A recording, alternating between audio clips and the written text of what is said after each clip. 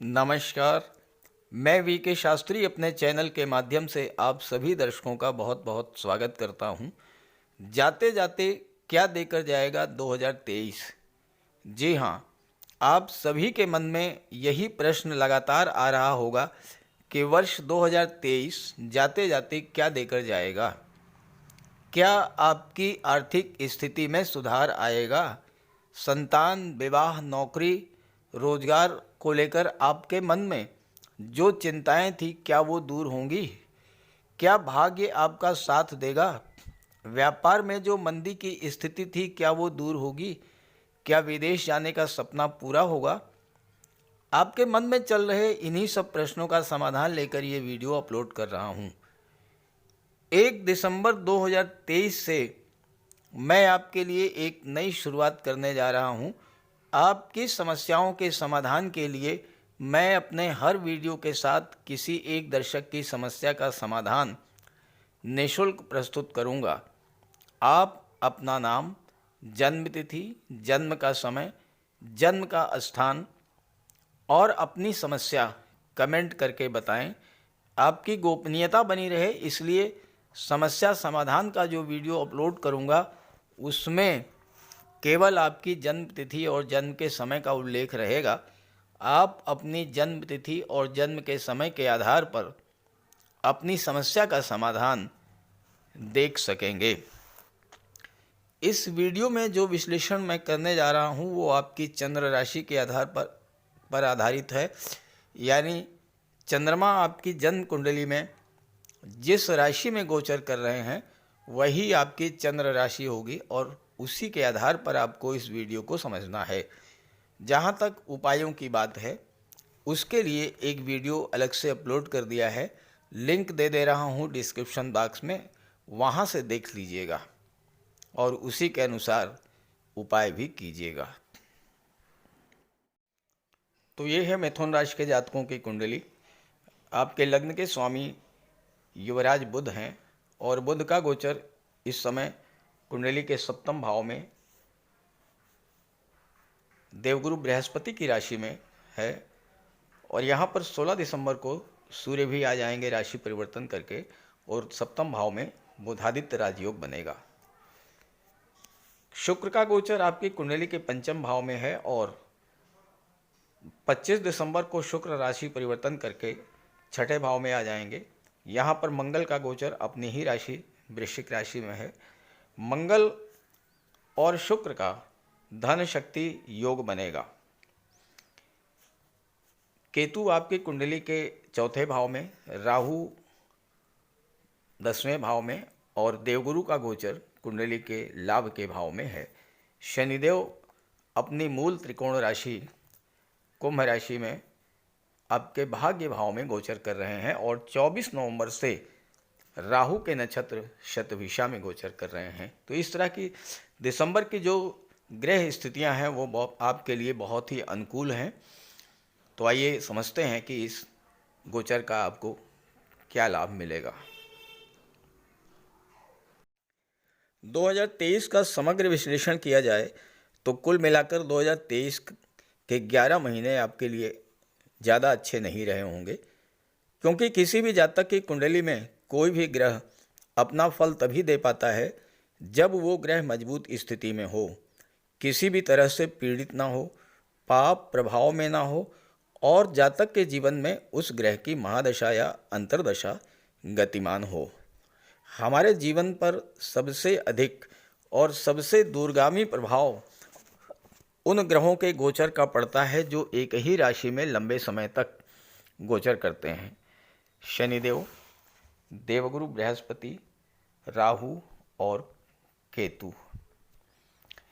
शनिदेव एक राशि में 2.5 वर्ष तक, देवगुरु 13 महीने, राहु और केतु एक राशि में 18 महीने तक गोचर करते हैं और इनका विशेष प्रभाव आपके जीवन पर पड़ता है। 17 जनवरी को शनिदेव अपनी मूल त्रिकोण राशि में आपके भाग्य भाव में आए, लेकिन 24 नवंबर 2023 तक लगातार पीड़ित रहे और इसलिए शनि का कोई आपको लाभ नहीं मिल पाया। आते ही अस्त हो गए, फिर उदित हुए, फिर वक्री हुए और 11 माह में लगातार नक्षत्र परिवर्तन करते रहे। धनिष्ठा से शतभिषा, शतभिषा से धनिष्ठा। और इस तरह देखा जाए तो शनि इन 11 माह में अस्थायित्व नहीं प्राप्त कर पाए। अब शनि तो कर्म के और लाभ के कारक होते हैं और भाग्य के भाव में बैठे हैं, लेकिन शनि में अस्थायित्व न होने के कारण आपका कार्य क्षेत्र प्रभावित हुआ, कैरियर, व्यापार और रोजगार प्रभावित हुए। कार्यों में रुकावट आई, कार्य अधूरे रह गए, कोई नया काम आप शुरू ही नहीं कर पाए। और जब कार्य क्षेत्र प्रभावित हुआ तो आर्थिक संकट से भी आप गुजरे होंगे, स्वास्थ्य भी आपका खराब हुआ होगा, क्योंकि शनि रोगों के कारक होते हैं। और शनि की दशम दृष्टि जो है वो छठे भाव पर है। छठा भाव रोगों का होता है, कर्ज का होता है और शत्रुता का होता है। तो आलस्य, थकान, काम में मन न लगना, जॉइंट पेन, अर्थराइटिस, इन सब परेशानियों से आप गुजरे होंगे। और इसके अलावा चूंकि आपके आय के साधन बंद हो गए तो आपको कर्ज भी लेना पड़ा होगा। दूसरा महत्वपूर्ण प्रभाव पड़ता है देवगुरु के गोचर का। देवगुरु आपकी कुंडली में लाभ के भाव में गोचर कर रहे हैं। 22 अप्रैल तक गुरु कुंडली के दशम भाव में थे, अपनी ही राशि मीन राशि में, और हंस राजयोग बना रहे थे। 22 अप्रैल तक देवगुरु ने बहुत अच्छा फल दिया, लेकिन 22 अप्रैल को जैसे ही देवगुरु ने राशि परिवर्तन किया और अपने मित्र मंगल की राशि में आए, यहाँ पर राहु के साथ गुरु का चांडाल दोष बन गया 11वें भाव में। चांडाल दोष 30 अक्टूबर 2023 तक प्रभावी रहा। यहाँ पर लाभ के भाव में चांडाल दोष बना तो आपको मिलने वाले लाभों में कमी आई, आपके धन के स्रोत धीरे धीरे बंद होने लगे, इनकम घट गई। और गुरु की राहु की दृष्टि जब तीसरे भाव पर पड़ी, आपके पराक्रम पुरुषार्थ में कमी आई, भाई बहनों से संबंध खराब हुए। पंचम पर जब दृष्टि पड़ी राहु और गुरु की, तो छात्रों के मन में भी शिक्षा प्रतियोगिता को लेकर भ्रम की स्थिति बनी, संतान से विवाद की स्थिति बनी होगी, लव रिलेशंस में भी गलत फहमी उत्पन्न हुई होगी। और गुरु की दृष्टि जब सप्तम भाव पर पड़ी तो यहाँ आपके व्यापार व्यवसाय में मंदी की स्थिति बनी होगी, परिवार में भी कलह और तनाव की स्थिति बनी होगी। लेकिन ये सब स्थितियाँ अब जो हैं समाप्त होने जा रही हैं। गुरु के पीड़ित होने के कारण आपके धन प्राप्ति के स्रोत तो अवरुद्ध हो ही गए, भाग्य ने भी साथ नहीं दिया, संतान और विवाह के सपने भी अधूरे रह गए होंगे। मंगल का गोचर भी आपके लिए बहुत अच्छा नहीं रहा, क्योंकि 13 मार्च तक मंगल मिथुन राशि में ही आपके लग्न में गोचर कर रहे थे। और चूंकि मंगल और बुध में, आपके राशि के स्वामी बुध में नैसर्गिक रूप से शत्रु संबंध है, इसलिए मंगल का यहाँ पर कोई फल नहीं मिला, मंगल पीड़ित रहे। इसके बाद 1 जुलाई से 18 अगस्त तक मंगल का गोचर कन्या राशि में रहा, यहाँ भी शत्रु राशि में गोचर करने के कारण कोई फल नहीं दे पाए मंगल। 13 मार्च से 10 मई तक मंगल का गोचर अपनी नीच की राशि कर्क राशि में था, धन के भाव में, और यहाँ भी मंगल आपके लिए कुछ अच्छा नहीं कर पाए। तो इस तरह से लगभग 5 माह तक मंगल भी पीड़ित रहे और मंगल का कोई शुभ फल आपको नहीं मिला। बीच बीच में जब सूर्य, बुध, मंगल, शुक्र ये अच्छी स्थिति में रहे तो आपको कुछ शुभ फल जरूर मिले होंगे, लेकिन शनि, गुरु और राहु इनके अशुभ प्रभाव इतने ज़्यादा थे कि आपको शुभ फलों का एहसास भी नहीं हुआ होगा। लेकिन अब स्थितियां बदल गई हैं और दिसंबर से एक नए जीवन की शुरुआत होने जा रही है। तो चलिए ग्रहों के गोचर के आधार पर जानते हैं कि दिसंबर 2023 आपके लिए क्या क्या शुभ फल लेकर आ रहा है और 2023 आपको जाते जाते क्या दे करके जाएगा। किसी भी जातक की कुंडली में सबसे महत्वपूर्ण गोचर होता है लग्न के स्वामी का और उसके बाद भाग्य भाव के स्वामी का। आपके लग्न के स्वामी हैं बुध, और बुध का गोचर 28 दिसंबर तक आपकी कुंडली में सप्तम भाव में है और यहाँ पर बुध की दृष्टि आपके लग्न पर पड़ रही है। बुध चौथे भाव के भी स्वामी होकर के 7वें भाव में गोचर कर रहे हैं। बुध होते हैं व्यापार के कारक। 7वां भाव जो होता है ये व्यापार का होता है। तो बुध का गोचर व्यापार के भाव में व्यापारियों के लिए, बिजनेसमैन के लिए बहुत ही लाभ की स्थिति लेकर के आ रहा है। आपकी कुंडली में शुक्र पंचम भाव में गोचर कर रहे हैं अपनी ही राशि में, और बुध के मित्र हैं, राशि के स्वामी मित्र हैं शुक्र, और शुक्र की दृष्टि लाभ के भाव पर पड़ रही है। तो ये जो समय है 28 दिसंबर तक बुध आपको हर तरह का लाभ प्रदान करेंगे। आपकी डेली इनकम में जो कमी आई थी वो कमी दूर होगी, आय के नए साधन फिर से बनने शुरू हो जाएंगे। और अगर आप बुध से संबंधित क्षेत्रों में हैं, बैंकिंग, आईटी सेक्टर, फाइनेंस या एजुकेशन सेक्टर में, तो ये समय आपके भाग्योन्नति और धन के लाभ का है, क्योंकि शनि भी इस समय बहुत मजबूत स्थिति में आ चुके हैं 24 नवंबर से, और अगले 5 माह तक राहु के नक्षत्र में ही रहेंगे, अपने मित्र के नक्षत्र में। तो शनि भी आपको लिए बहुत अच्छा फल देंगे। कोई भी ग्रह अपना शुभ फल तभी दे पाता है जब वो अपनी राशि में हो और या फिर अपने मित्र की राशि में। और दिसंबर में आपकी कुंडली में 3 ग्रह ऐसे हैं जो या तो अपनी राशि में या मित्र की राशि में गोचर कर रहे हैं। 3 नहीं बल्कि 5 ग्रह ऐसे हैं। देखिए, शुक्र अपनी राशि में पंचम में गोचर कर रहे हैं, मंगल अपनी ही राशि में छठे भाव में गोचर कर रहे हैं, शनि अपनी ही राशि में भाग्य के भाव में गोचर कर रहे हैं, और देवगुरु बृहस्पति मित्र की राशि मंगल की राशि में लाभ के भाव में गोचर कर रहे हैं। तो इस तरह से शुक्र, मंगल, बुध, शनि और गुरु, इनके गोचर का आपको शुभ फल मिलेगा। यहाँ पर 16 दिसंबर को सूर्य आ जाएंगे, और 16 दिसंबर को सूर्य बुध का बुधादित्य राजयोग बनेगा। 16 दिसंबर से पहले सूर्य का गोचर छठे भाव में है। सूर्य तीसरे भाव के स्वामी होकर के छठे भाव में गोचर कर रहे हैं।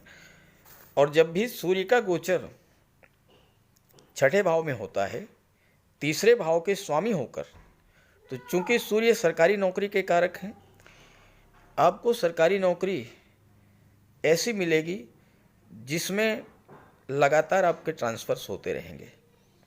इस समय जो नौकरी मिलेगी वो ट्रांसफरेबल जॉब की आपको मिलेगी। सूर्य पराक्रम भाव के स्वामी हैं, आपके पराक्रम पुरुषार्थ में वृद्धि करेंगे। और सबसे महत्वपूर्ण है मंगल का गोचर, क्योंकि मंगल पराक्रम के, साहस के कारक हैं। सूर्य के साथ रहेंगे 16 दिसंबर तक। तो सूर्य और मंगल की युति जब छठे भाव में बनेगी, तो छठा भाव कंपटीशंस का होता है, छठा भाव नौकरी का होता है। किसी भी तरह की कंपटीशन हो, चाहे वो नौकरी को लेकर, चाहे व्यापार व्यवसाय में या अन्य किसी भी क्षेत्र में, तो मंगल और सूर्य के प्रभाव से आप अपने हर प्रतियोगी को पराजित करेंगे। और मंगल जब छठे भाव में होते हैं तो शत्रु वैसे ही डरते हैं, दबते हैं।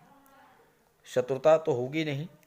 हाँ, अगर कोई कोर्ट कचहरी का मैटर है तो वो मैटर जो है इस समय समाप्त हो सकता है। सूर्य और बुध के प्रभाव से आपको बैंकिंग, एजुकेशन, फाइनेंस, इन क्षेत्रों में नौकरी मिल सकती है। शुक्र, मंगल और सूर्य की दृष्टि 12वें भाव पर पड़ेगी। तो ये जो समय है ये 12वें भाव के विशेष लाभ आपको मिलेंगे, क्योंकि जब किसी भी भाव पर 2 या 2 से अधिक ग्रहों का प्रभाव हो तो उस भाव के फल तो मिलने ही मिलने होते हैं, वो भाव एक्टिवेट हो जाता है। अब 12वां भाव जो है ये खर्चों का होता है, तो इस समय आपके खर्चे बढ़ेंगे। लेकिन खर्च कहाँ पर होंगे?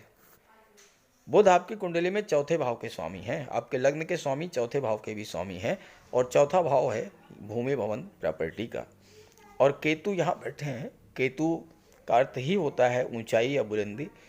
केतु अत्यंत शुभ ग्रह माने जाते हैं। तो चौथे भाव की चीज़ों का लाभ मिलेगा। चौथे भाव की चीज़ों पर आपका धन खर्च होगा, प्रॉपर्टी, वाहन, मकान, इन सब चीज़ों पर। और बुध चूँकि शेयर मार्केट के भी कारक होते हैं और इस समय आपका निवेश बढ़ सकता है, क्योंकि 12वां भाव खर्च का भी होता है और 12वां भाव निवेश का भी होता है। मंगल और सूर्य की दृष्टि 12वें भाव पर पड़ने से आपको मेडिकल और सर्जरी के क्षेत्र में या गेम्स और स्पोर्ट्स के क्षेत्र में विदेश जाकर के कार्य करने का अवसर मिल सकता है। केतु चौथे भाव में है और केतु या राहु, शनि या मंगल जब भी चौथे भाव में होते हैं तो ये मातृभूमि से दूरी बना देते हैं। तो इस समय आपके विदेश जाने का भी योग बनेगा, क्योंकि आपके राशि के स्वामी बुध हैं और बुध व्यापार के कारक होते हैं। तो ये समय विदेशी व्यापार के लिए भी अच्छा रहेगा। नई नई बिजनेस डील्स आपको मिलने जा रही हैं। शुक्र का गोचर आपके लिए विशेष महत्व का है, क्योंकि शुक्र इस समय विदेश भाव के और पंचम के स्वामी होकर के पंचम में ही गोचर कर रहे हैं।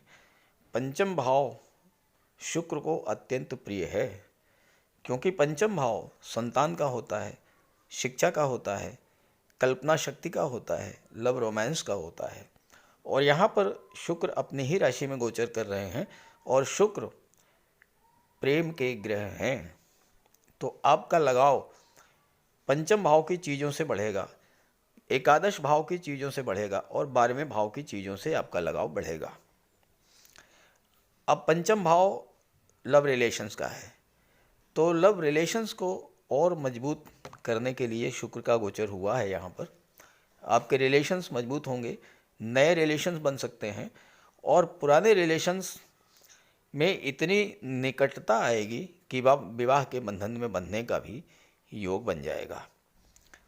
मेल फीमेल के बीच आकर्षण बढ़ेगा और पंचम भाव 25 तक रहेंगे, 25 दिसंबर तक। इसके बाद जब शुक्र छठे भाव में आ जाएंगे, मंगल के साथ होंगे, तो मंगल और शुक्र का जो योग होता है ये मेल फीमेल के बीच विशेष आकर्षण बढ़ाने वाला होता है। तो पूरे दिसंबर माह में आपके लिए विवाह के नए नए प्रस्ताव भी आएंगे और विवाह का योग भी बनेगा। और गुरु चूंकि सप्तम के स्वामी होकर के लाभ के भाव में बैठे हैं, तो सप्तम भाव की चीज़ों का लाभ आपको देंगे। तो व्यापार व्यवसाय में लाभ मिलेगा, विवाह का लाभ मिलेगा। विवाह के बाद आपकी भाग्योन्नति होगी। परिवार और संतान को लेकर आपके मन में उत्साह रहेगा, विवाह को लेकर आपके सपने पूरे होंगे। शुक्र आपकी कला शक्ति को, आपकी क्रिएटिविटी को बूस्टअप करेंगे और आप कला के क्षेत्र में नई नई उपलब्धियां हासिल करेंगे। अब यहाँ शुक्र विदेश भाव के स्वामी होकर के पंचम में गोचर कर रहे हैं, तो कला से संबंधित क्षेत्रों में संगीत, नृत्य, अभिनय, लेखन, गायन, वादन, काव्य, इन सब क्षेत्रों में आपको विदेश जाकर के अपनी कला के प्रदर्शन का भी योग बनेगा।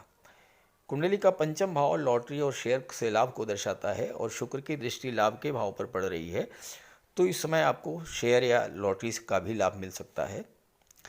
शुक्र आपकी कल्पना शक्ति को, आपकी क्रिएटिविटी को बूस्टअप करेंगे और आप कला के क्षेत्र में नई नई उपलब्धियां हासिल करेंगे।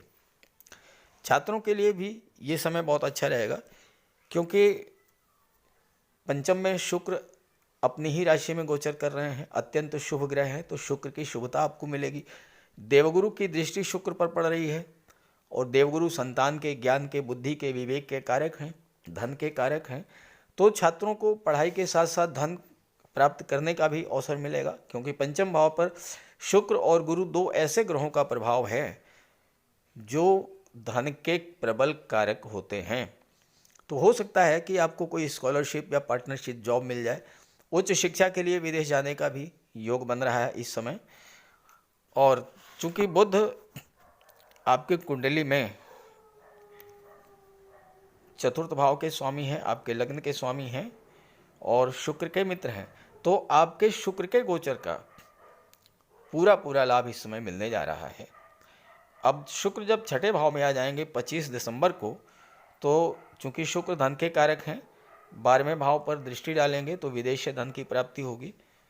और इसके साथ साथ कोई कर्ज अगर आपका है, वो कर्ज इस समय उतर सकता है कर्ज अगर आप लेना चाहते हैं, क्योंकि राशि के स्वामी चौथे भाव के स्वामी हैं, तो अगर आप कोई home loan, business loan, vehicle loan या इस तरह का कोई कर्ज लेना चाहते हैं तो आपको कर्ज मिलने में भी आसानी रहेगी। छात्रों को नौकरी मिलने का तो प्रबल योग है, क्योंकि सूर्य जब भी छठे भाव में आते हैं तो सरकारी नौकरी का प्रबल योग बन जाता है।